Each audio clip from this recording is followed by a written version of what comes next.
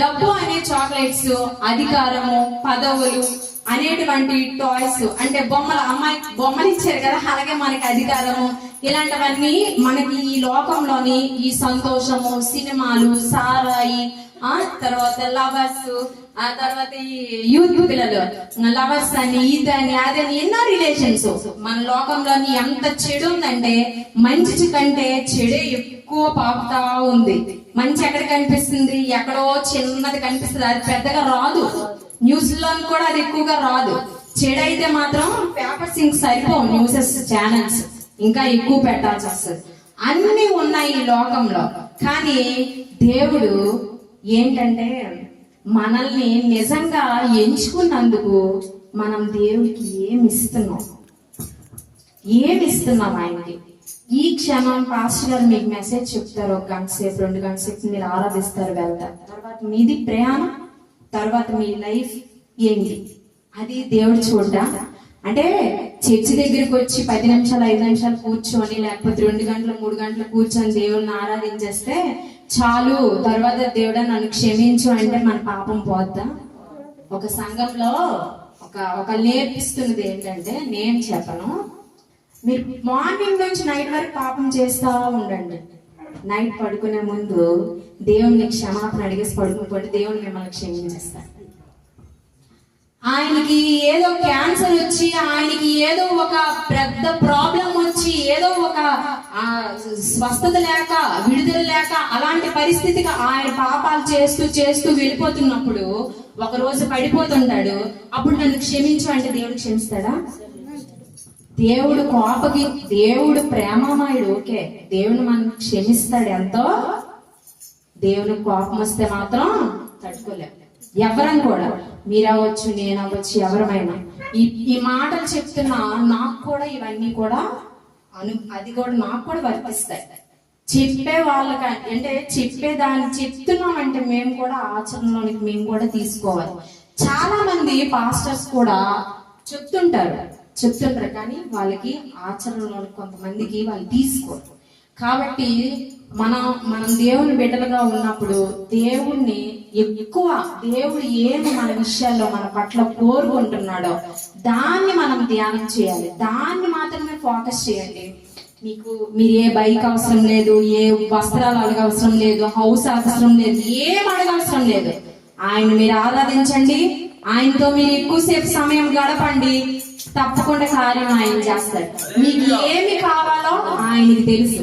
కానీ ఆయన మిమ్మల్ని అడుగుతాడు, నన్ను ఎంత టైం నువ్వు స్తుతించావు, నాతో ఎంతసేపు నువ్వు కూర్చున్నావు అనేటప్పుడు నీ ఆలోచన ఎటువైపు వెళ్తుంది, నీ పరుగు ఎటువైపు వెళ్తుంది, నీ ప్రయాణం ఎటువైపు వెళ్తుంది.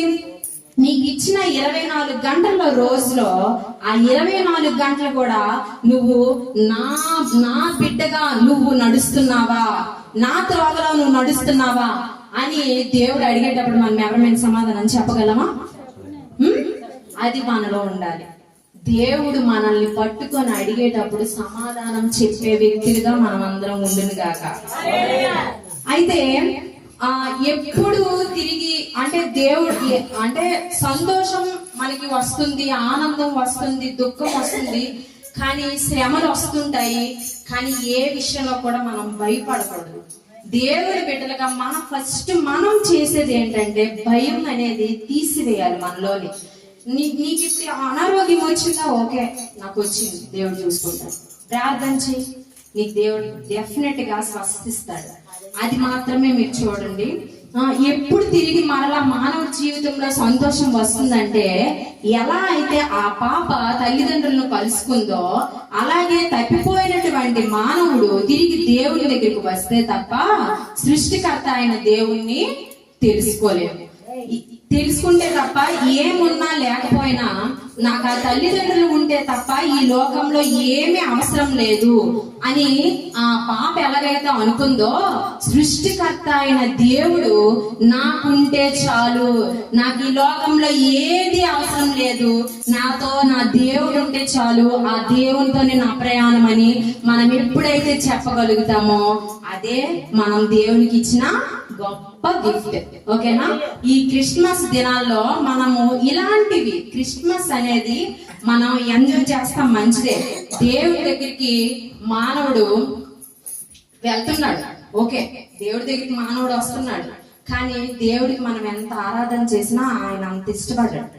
ఎప్పుడు ఇష్టపడతాడంటే ఆరాధనతో పాటు మీ పాస్టర్ గారైనా ఎవరైనా వాక్యం చెప్పేటప్పుడు ఆ వాక్యాన్ని మీ హృదయాల్లోని తీసుకొని ఆ రకంగా మీరు ఎప్పుడైతే నడుచుకుంటారో అప్పుడు మీరు దేవునికి ఇష్టమైన వ్యక్తులుగా, ఇష్టమైన కుమారులుగా, కుమార్తెలుగా ఉంటారు.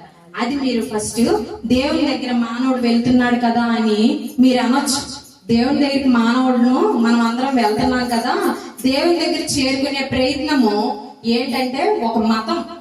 ఇప్పుడు మనం యేసు ప్రభువుని నమ్ముకున్నాము అని అంటే మీరు ఏంటంటే మేము క్రిస్టియన్స్ అని చెప్తాం. కానీ ఇది అంటే ఒక మతం. ఇది దేవుని దగ్గరికి మనం ఒక మతం రూపంలో కాదు, మన హృదయాన్ని దేవునికి ఇవ్వాలి. ఈ యొక్క మతం అనేది దేవుడికి సహాయం చేయలేదు. అనంతమైన దేవుణ్ణి పరిమితమైన మానవుడు ఎప్పుడు కూడా చేరుకోలేడు. సువార్త అంటే క్రిస్మస్, సువార్త అనేది ఒక క్రిస్మస్. ఇది అయితే మనకు అందించే గుడ్ న్యూస్ ఏంటంటే మానవుణ్ణి దేవుని చేరుకునే ప్రయత్నంలో అన్ని విఫలమైపోయి ఉండగా దేవుడు మానవుని చేరుకోవడానికి దిగి వచ్చిన రోజే క్రిస్మస్. తల్లిదండ్రులు ఎలా అయితే ఆ పాపను చేరుకున్నాడో దేవుడు కూడా మన తల్లిదండ్రులు, మనకి తల్లి అయినా, తండ్రి అయినా, అక్క అయినా, అన్నయ్య అయినా, ఏదైనా మీ రిలేషన్ పెట్టుకోండి, దేవుడు మనల్ని చేరుకుంటాడు తప్ప మనం దేవుని చేరుకోలేము. దేవుడే మనల్ని చూడాలి తప్ప మనం ఏదో చేసేస్తే దేవుడు మనల్ని చూస్తాడని కాదు. మన హృదయాన్ని మాత్రమే ఆయన పరీక్షిస్తాడు. అదే దేవుడికి మనకి ఉన్నది.